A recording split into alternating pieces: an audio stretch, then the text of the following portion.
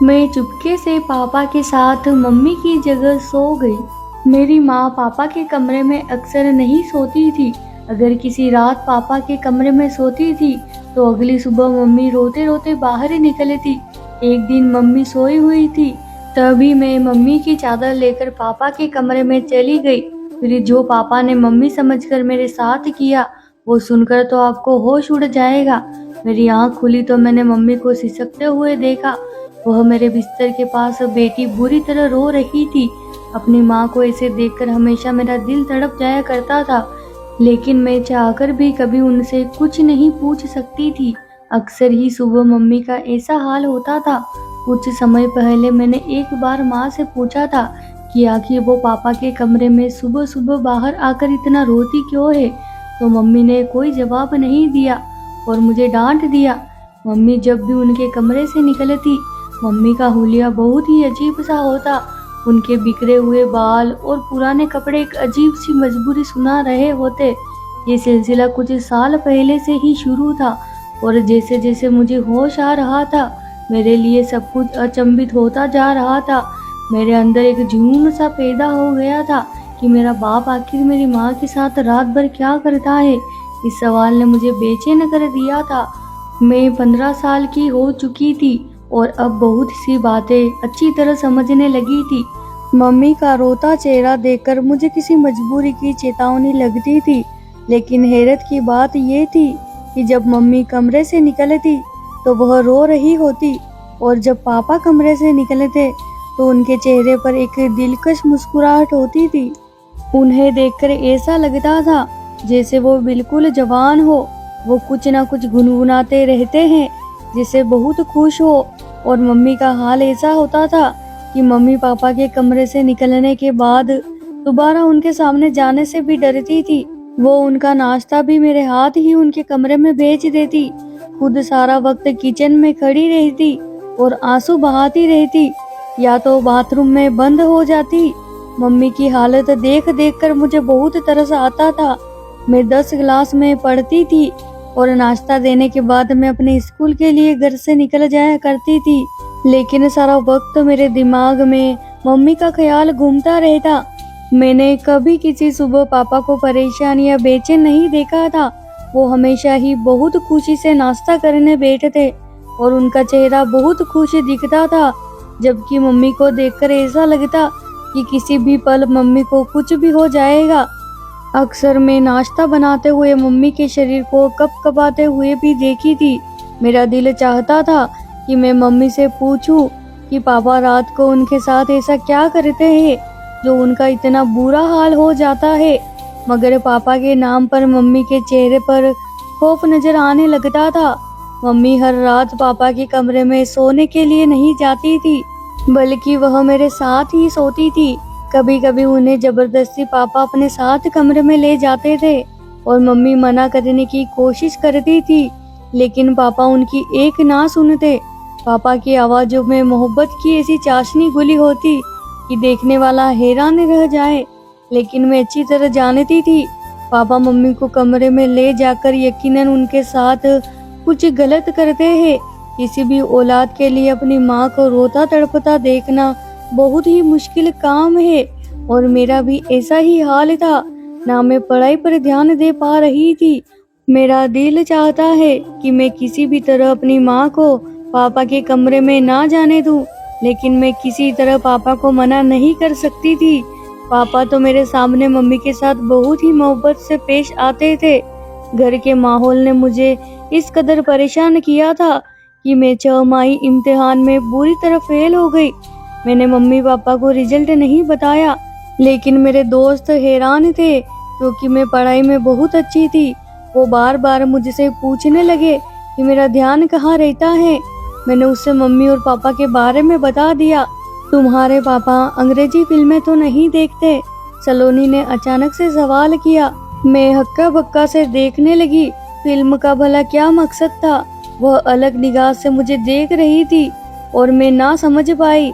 उसने बात बदल दी, लेकिन मेरी सुई उसकी बात पर अटक गई। आखिर सलोनी ने यह सवाल क्यों पूछा था? मैं घर वापस आई तो मम्मी के चचेरे भाई आर्यन अंकल बैठे हुए थे वो दोपहर को हमारे घर आते थे। मम्मी की बचपन से ही उनसे बहुत दोस्ती थी। मम्मी बताती थी कि वो दोनों बचपन में एक साथ रहते थे। फिर आर्यन अंकल दुबई चले गए और मम्मी की शादी पापा से हो गई। मम्मी की शादी को 17 साल हो चुके थे और मैं उनकी इकलौती बेटी थी। कुछ साल पहले शायद सब कुछ ठीक था या फिर मैं ही छोटी और ना समझ थी, लेकिन कुछ साल से मुझे अच्छी तरह मम्मी की हालत समझ आने लगी थी।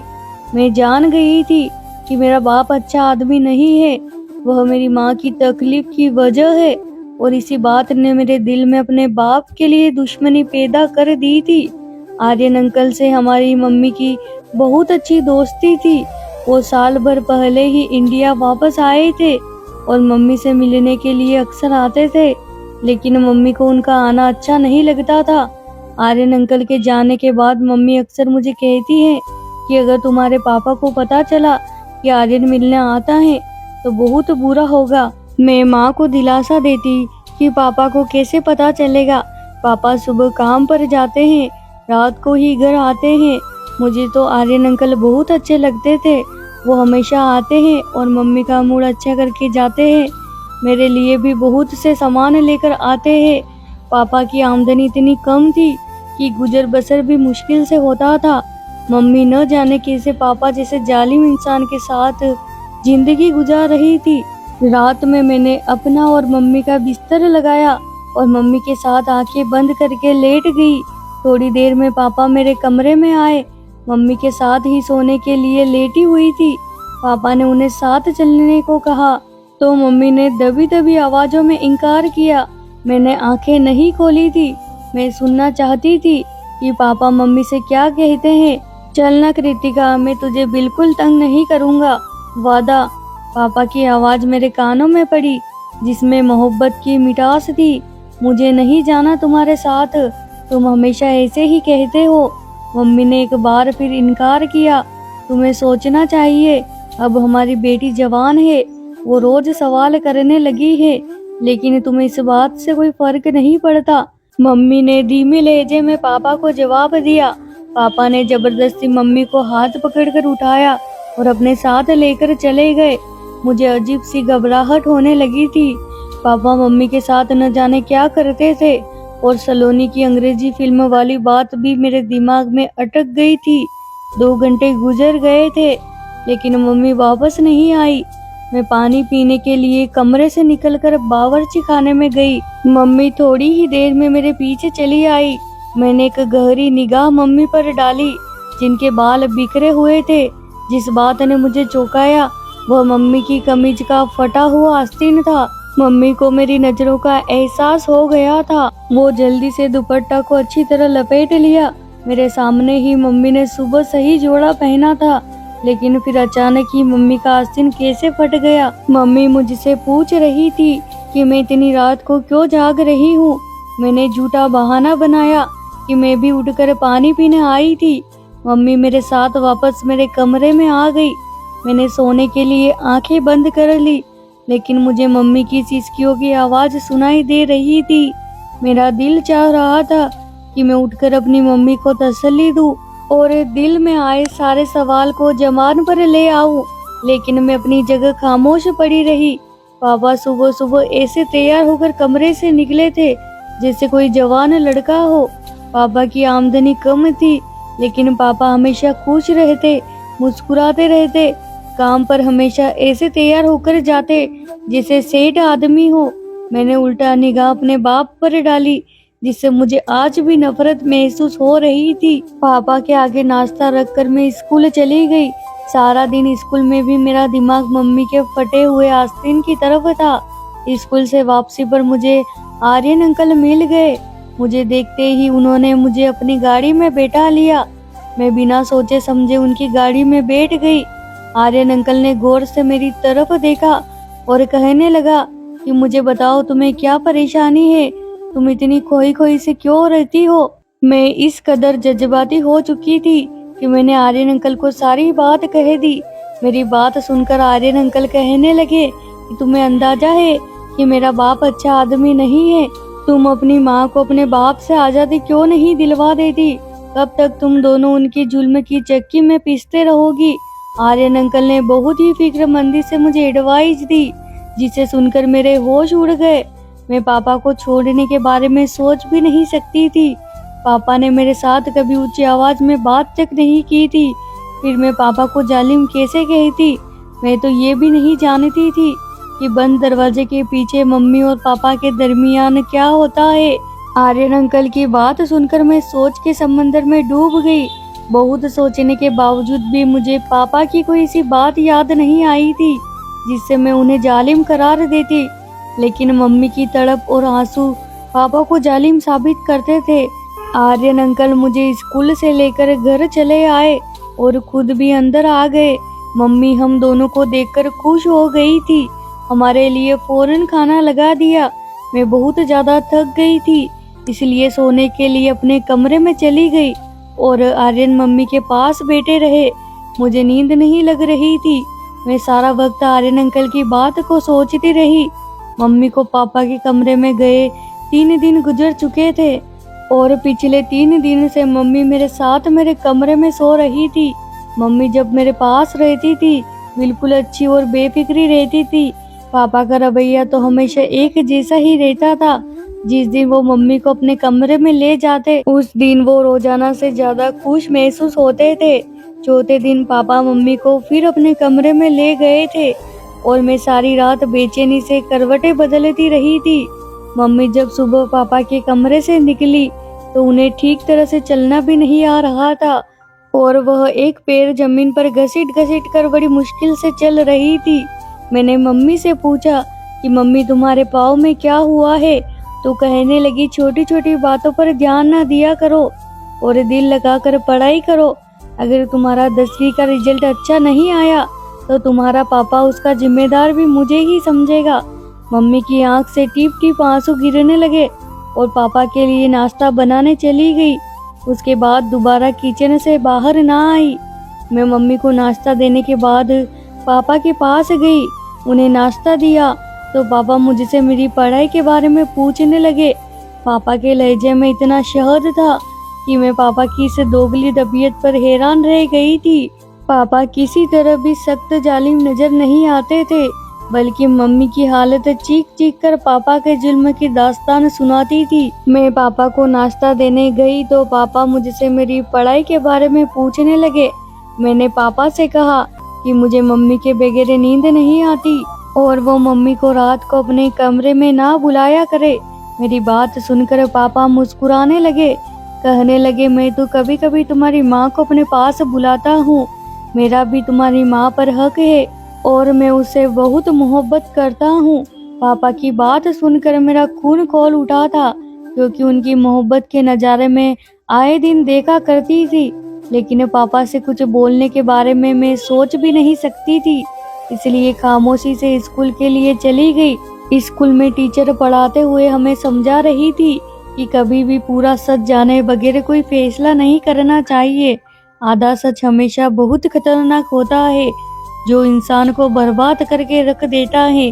टीचर की बात ने मेरे दिमाग की एक और खिड़की खोल दी थी। मैंने सोच लिया कि पापा का पूरा सच जानकर रहूंगी और फिर अपनी माँ को पापा से आज़ादी दिलवा दूंगी।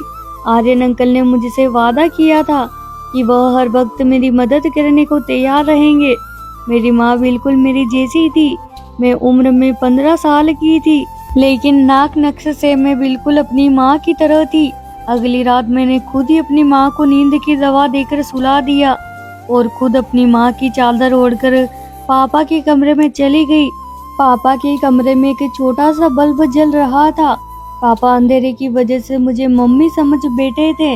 मेरी खुश नसीबी है कि कृतिका आज खुद चलकर मेरे कमरे में आई है।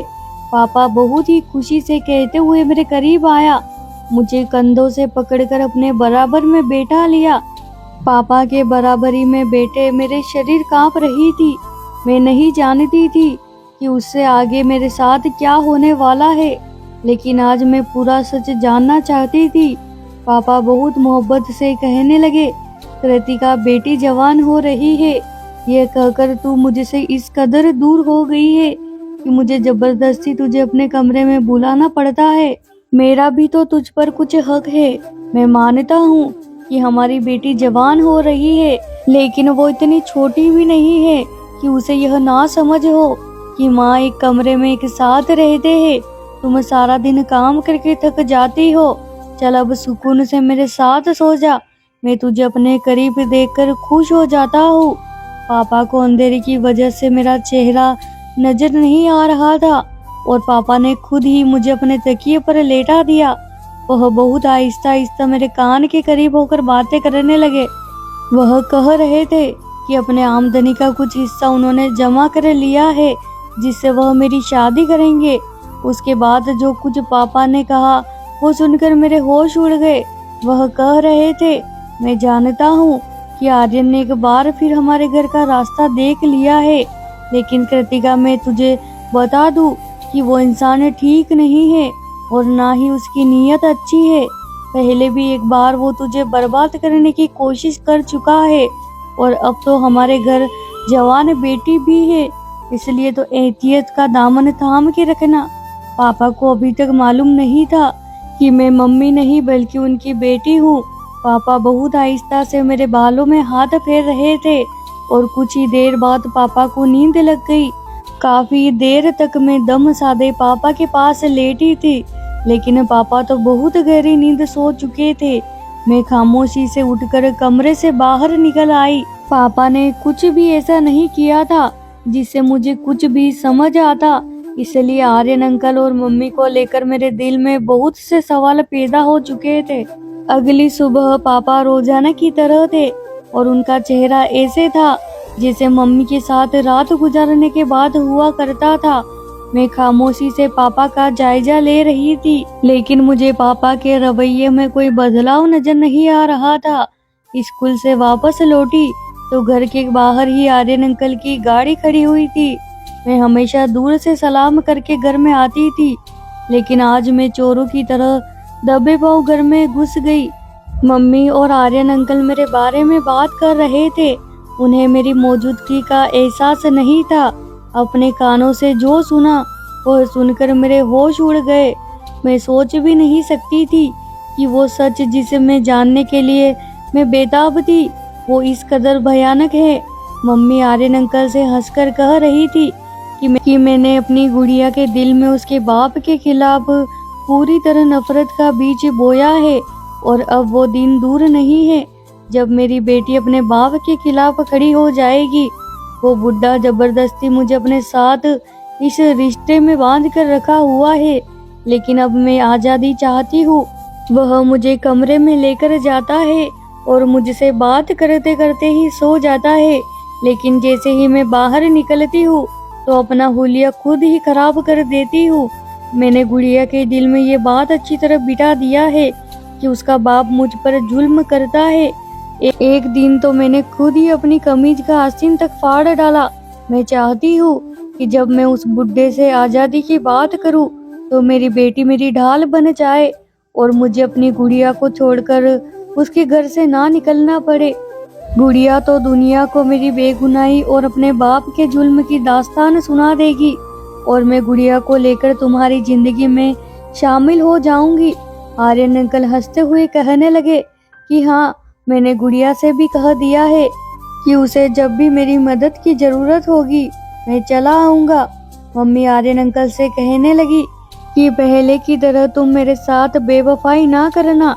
एक बार पहले भी तुम मुझे बीच रास्ते में छोड़कर चले गए थे। उस वक्त मेरे पति ने मुझे माफ करके अपनाया था।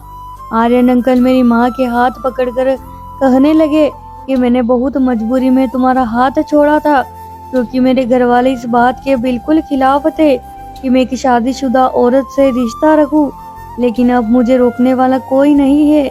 मैं पूरे दिल से तुम्हें और तुम्हारी बेटी को अपनाऊंगा। गुड़िया को किसी भी तरह यह सच पता ना चले कि उसका बाप जालिम नहीं बल्कि हम उसे जालिम साबित करना चाहते हैं। गुड़िया ही है जो हम दोनों को एक करवा सकती है। मम्मी और आर्यन अंकल को यकीन दिला दिया कि सब कुछ वैसा ही होगा जैसे उन दोनों ने सोच रखा है। वो दोनों हंसते हंसते थक चुके थे और मेरे कदमों तले जमीन निकल गई थी। मेरी माँ सिर्फ मुझे ही नहीं बल्कि मेरे बाप को भी पूरी तरह धोखा दे रही थी।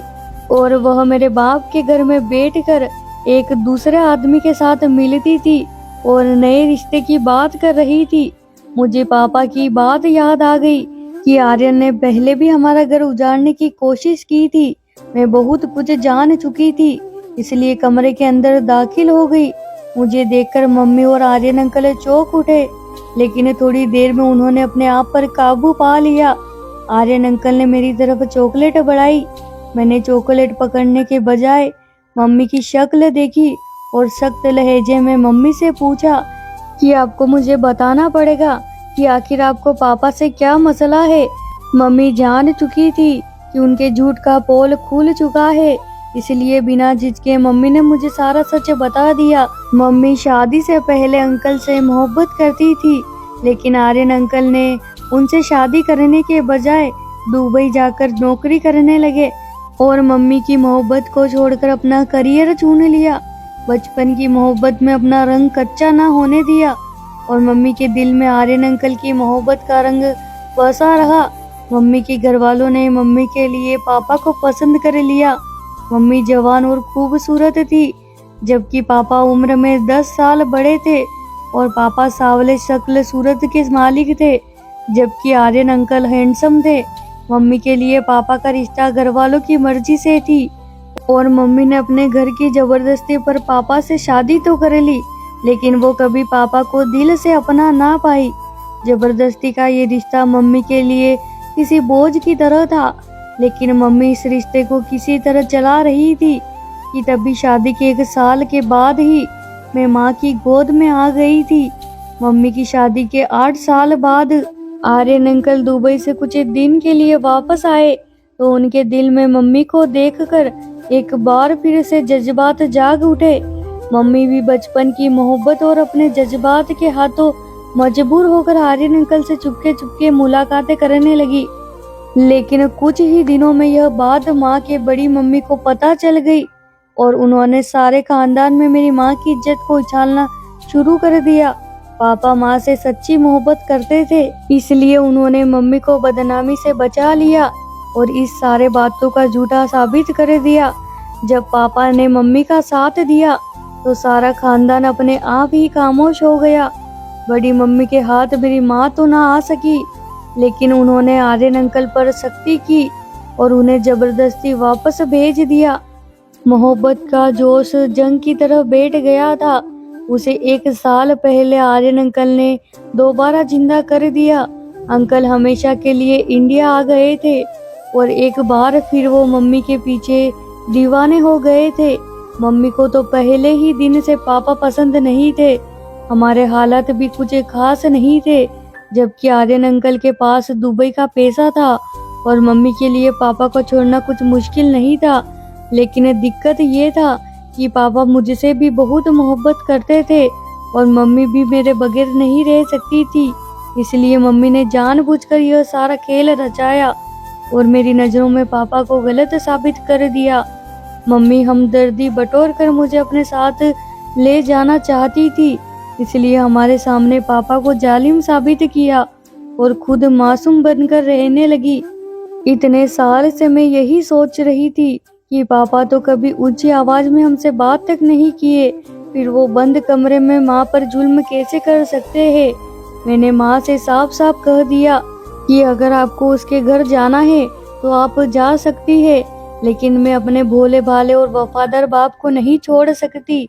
आर्यन अंकल जो पहले ही मम्मी को 2 बार छोड़ चुके थे, मम्मी उनसे ना जाने कैसे तीसरी बार उम्मीद लगाकर बैठी थी। मुझे आर्यन अंकल की आंखों में आज पहली बार अपने लिए सिर्फ और सिर्फ ख्वाहिश दिखाई दी थी और मैं जान गई थी कि उस ख्वाहिश को पूरी करने के बाद मैं मम्मी उनके किसी काम के नहीं रहेगी। मम्मी ने मुझे आगे के सुहाने सपने दिखाकर इस बात के लिए मजबूर किया कि मैं उनके साथ चल पड़ूं और पापा को छोड़ दूं, लेकिन मेरे लिए पापा को छोड़ना इतना आसान नहीं था और मेरे लिए मेरे पापा ही सब कुछ थे। अगर मेरे सामने सारा सच ना आता तो शायद मैं कुछ गलत फैसला कर लेती, लेकिन अब भगवान का शुक्र है कि मैंने अपनी आंखों से सब कुछ देखा था और कानों से सुना था। लेकिन मम्मी अंकल के साथ जाने के लिए राजी थी। लेकिन जब आर्यन अंकल ने देखा कि मैं किसी तरह उनके काबू नहीं आऊंगी और ना ही मम्मी के साथ चलूंगी, तो एक बार फिर मम्मी से अपनी राह जुदा करके मम्मी को छोड़ गए थे। मम्मी को पता चला था कि आर्यन अंकल मम्मी के लिए नहीं बल्कि मेरे लिए हमारे घर के चक्कर काट रहे थे। वो बहुत ही चालाक और मक्कारी इंसान थे। उन्होंने मेरी माँ की मोहब्बत को पूरी तरह अपने फायदे के लिए इस्तेमाल करने का सोचा था। मम्मी को जब एहसास हुआ कि जज्बात की धारे में बहकर वो कितना बड़ा नुकसान करने जा रही थी, अगर मम्मी और मैं उनके साथ चले जाते तो वो मेरी इज्जत को एक बार फिर वैसे ही पामाल करते जैसे बड़ी मम्मी ने मम्मी की इज्जत की धज्जियां बिखेरने की कोशिश की थी। न जाने कौन सा अच्छा काम हम दोनों माँ बेटी के काम आ गई थी कि हमारे अंकल के चुंगल से निकल गए थे। रात को पापा घर लौटे तो मम्मी ने खुद ही पापा के लिए खाना मंगवाया और अपना बिस्तर भी पापा के कमरे में लगा दिया। पापा की खुशी देखने के लायक थी।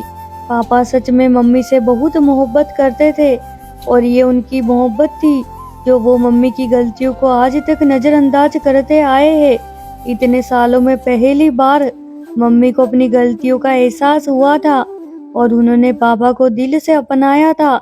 अगली सुबह पापा और मम्मी हंसते मुस्कुराते कमरे से बाहर निकले थे और मेरे दिल को एक ठंडक का एहसास हुआ था।